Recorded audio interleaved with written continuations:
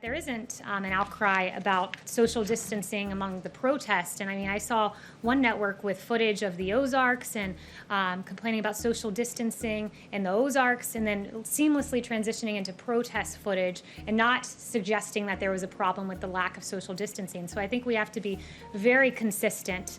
There's about 20 states, which is almost half the country, where the numbers are going up. The state number may look okay, but if you look at a map of that state, there are hot spots within that state.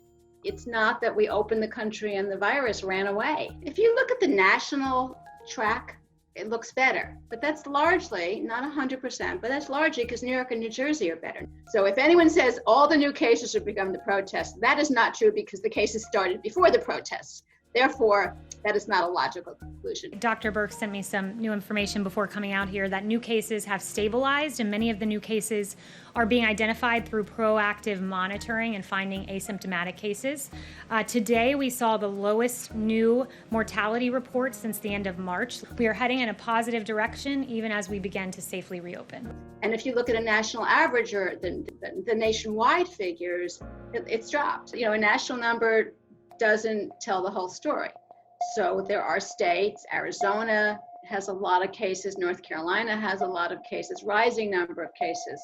Will the protests create some risk? Yes. I don't know how many people have been to protests, but certainly these are bigger than the anti-lockdown protests.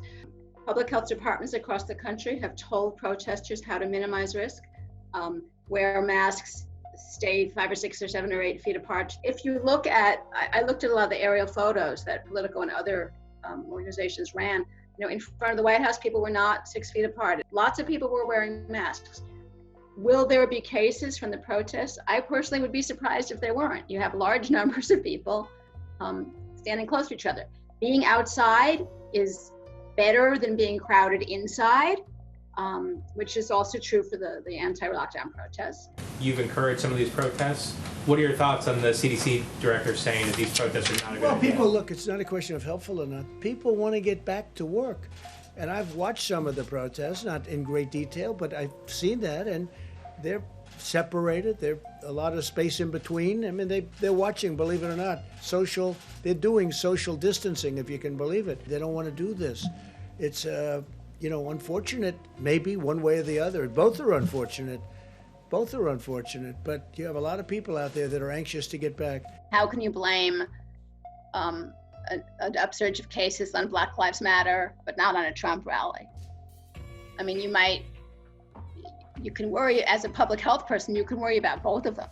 How do you do it? He has said he doesn't want half-empty stadiums. He wants it to be full and, boisterous, high energy, crowded, I love Trump rallies. Again, how do they do it?